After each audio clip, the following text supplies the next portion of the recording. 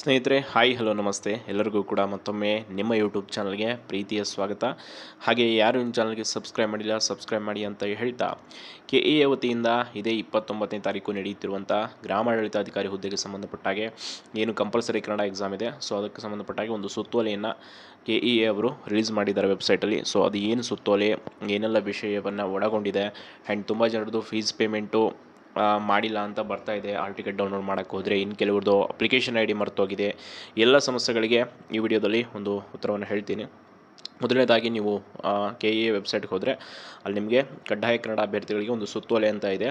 And ಇನ್ನೊಂದು important, ತುಂಬ ಜನಕ್ಕೆ ನಾನು ಮಾಹಿತಿಯನ್ನು ನೀಡಿದ್ದೆ, ಯಾರು ಅಪ್ಲಿಕೇಶನ್ ID ಸಿಗ್ತಾಯಿಲ್ಲ, ಸೊ ಅವರು ಲಿಂಕ್ ಮೇಲೆ ಕ್ಲಿಕ್ ಮಾಡಿದ ಮೇಲೆ ನಿಮಗೆ OTP ಹಾಕಿ ಡೀಟೇಲ್ಸ್ ಹಾಕಿದ ಮೇಲೆ ID ಬರುತ್ತೆ ಅಂತ. ಬಟ್ ಅದನ್ನು KEA ಅವರು ಹಿಂಪಡೆದಿದ್ದಾರಂತೆ. ಸೊ ಆ ಕಾರಣಕ್ಕಾಗಿ ನಿಮ್ಮ ಒಂದು ಅಪ್ಲಿಕೇಶನ್ ID ನಿಮಗೆ ಈಗ ಸಿಗ್ತಾಯಿಲ್ಲ. ಸೊ ದಯವಿಟ್ಟು ನಾವು ಕೂಡ ರಿಕ್ವೆಸ್ಟ್ ಮಾಡಿದ್ದೀವಿ KEA ಅವರಿಗೆ ಆದಷ್ಟು ಬೇಗ, ಯಾಕಂದರೆ ಹಾಲ್ ಟಿಕೆಟ್ ಡೌನ್ಲೋಡ್ ಮಾಡೋದಕ್ಕೆ ಇನ್ನು ಇರೋದೇ 6-7 ದಿನ ಟೈಮ್ ಅಷ್ಟೇ. ಸೊ ದಯವಿಟ್ಟು ಮತ್ತೆ ಅಪ್ಲಿಕೇಶನ್ ID ಸಿಗೋ ಥರ ಮಾಡಿ ಎಲ್ಲ ಅಭ್ಯರ್ಥಿಗಳಿಗೆ ಅಂತ. ಸೊ ಅದಾದಮೇಲೆ ಇನ್ನೊಂದು GTTC and compulsory Kannada VA ಎರಡು ಒಂದೇ ದಿನ ಪರೀಕ್ಷೆ ಇರೋದ್ರಿಂದ ತುಂಬ ಜನ ಅಭ್ಯರ್ಥಿಗಳಿಗೆ 2 ಹಾಲ್ ಟಿಕೆಟ್ ಬಂದಿದೆ. ಅವರು ಯಾವ ಎಕ್ಸಾಮ್ ಸೆಂಟ್ರಲ್ಲಿ ಎಕ್ಸಾಮ್ ಬರೀಬೇಕು ಅನ್ನೋ ಗೊಂದಲದಲ್ಲಿದ್ದಾರೆ. ಸೊ ಅದಕ್ಕೆ ಸಂಬಂಧಪಟ್ಟ ಹಾಗೆ ಒಂದು ಸುತ್ತೋಲೆ ಇದೆ. ಅದೇನು ಸುತ್ತೋಲೆ ಅಂತ ನೋಡೋಣ ಬನ್ನಿ.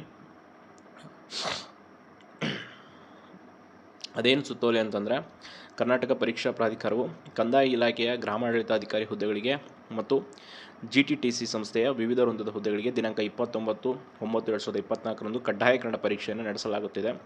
ಮೇಲ್ಕಂಡ ಇಲಾಖೆ ಸಂಸ್ಥೆಗಳಲ್ಲಿನ ಹುದ್ದೆಗಳಿಗೆ ಸ್ಪರ್ಧಾತ್ಮಕ ಪರೀಕ್ಷೆಯ ಪ್ರವೇಶ ಪತ್ರವನ್ನು ಡೌನ್ಲೋಡ್ ಮಾಡಿಕೊಳ್ಳಲು ಈಗಾಗಲೇ ಲಿಂಕನ್ನು ಬಿಡುಗಡೆ ಮಾಡಲಾಗಿರುತ್ತೆ. ಕೆಲವು ಅಭ್ಯರ್ಥಿಗಳು ಒಂದಕ್ಕಿಂತ ಹೆಚ್ಚು ಹುದ್ದೆಗಳಿಗೆ ಅರ್ಜಿಯನ್ನು ಸಲ್ಲಿಸಿರುವ ಕಾರಣ ಒಂದಕ್ಕಿಂತ ಹೆಚ್ಚು ಹಾಲ್ ಟಿಕೆಟ್ ಬಂದಿರುತ್ತೆ. ಸೊ ಒಂದೇ ದಿನಾಂಕದಂದು ಒಂದಕ್ಕಿಂತ ಹೆಚ್ಚು ಪರೀಕ್ಷಾ ಕೇಂದ್ರಕ್ಕೆ ಪ್ರವೇಶ ಪತ್ರ ಹೊಂದಿರುವ ಅಭ್ಯರ್ಥಿಗಳು ಯಾವುದಾದ್ರೂ ಒಂದು ಪರೀಕ್ಷಾ ಕೇಂದ್ರದಲ್ಲಿ ಮಾತ್ರ ಪರೀಕ್ಷೆಗೆ ಹಾಜರಾಗಬೇಕು ನೀವು, ಆಯಿತಾ. ಯಾವುದಾದ್ರೂ ಒಂದು ಪರೀಕ್ಷೆ ನಿಮಗೆ ನಿಯರ್ ಬೈ ಯಾವುದಾಗುತ್ತೋ ಅದಕ್ಕೆ ಹಾಜರಾಗಿ. ಆ್ಯಂಡ್ ಪರೀಕ್ಷೆಯ ನಂತರ ಪರೀಕ್ಷೆಗೆ ಹಾಜರಾದ ಪ್ರವೇಶ ಪತ್ರದೊಂದಿಗೆ ಅಭ್ಯರ್ಥಿಯು ಹಾಜರಾಗದೆ ಉಳಿದ ಇನ್ನೊಂದು ಪರೀಕ್ಷಾ ಕೇಂದ್ರದ ಪ್ರವೇಶ ಪತ್ರವನ್ನು ಖುದ್ದಾಗಿ ಅಥವಾ ನೀವೇ KEA ಆಫೀಸ್ಗೆ ಅಥವಾ ಅಂಚೆ ಮೂಲಕ ಯಾವತ್ತರೊಳಗೆ 5/10 ಅಕ್ಟೋಬರ್ 5ನೇ ತಾರೀಕು ಒಳಗಡೆ ಪ್ರಾಧಿಕಾರಕ್ಕೆ ಸಲ್ಲಿಸಬೇಕು. ಇನ್ ಕೇಸ್ ಸಲ್ಲಿಸಿಲ್ಲ ಅಂದರೆ ನಿಮಗೆ ಸಮಸ್ಯೆ ಆಗುತ್ತೆ. ದಯವಿಟ್ಟು ನೀವು ಅದೊಂದು ಹಾಲ್ ಟಿಕೆಟ್ ಯಾವುದು ಎಕ್ಸಾಮ್ ಬರೆದಿಲ್ಲ, ಈಗ ಸಪೋಸ್ VA ಕಂಪಲ್ಸರಿ ಕನ್ನಡ ಬರೆದ್ರಿ ಅಂದರೆ GTTCದ ಹಾಲ್ ಟಿಕೆಟ್ ಬಂದಿರೋದನ್ನ ನೀವು ಪ್ರಾಧಿಕಾರಕ್ಕೆ ಸಲ್ಲಿಸಬೇಕು. ಆವಾಗ ಅವರು ಅದನ್ನು ಕನ್ಸಿಡರ್ ಮಾಡ್ತಾರೆ. ದಿನಾಂಕ 29/9/2024 ನಡೆಯಲಿರುವ ಪ್ರವೇಶ ಪರೀಕ್ಷಾ ಹಾಲ್ ಟಿಕೆಟನ್ನು ಈಗ ಆಲ್ರೆಡಿ ಬಿಟ್ಟಿದ್ದಾರೆ. ಬಟ್ 26, 27 ಏನಿದ್ದಿಲ್ಲ ಅದು ನಂತರದ ದಿನಗಳಲ್ಲಿ ಪ್ರಕಟಿಸ್ತೀವಿ ಅಂತ ಹೇಳಿದ್ದಾರೆ. ಸದ್ಯಕ್ಕೆ ಇಷ್ಟು ಮಾಹಿತಿ ಇದೆ.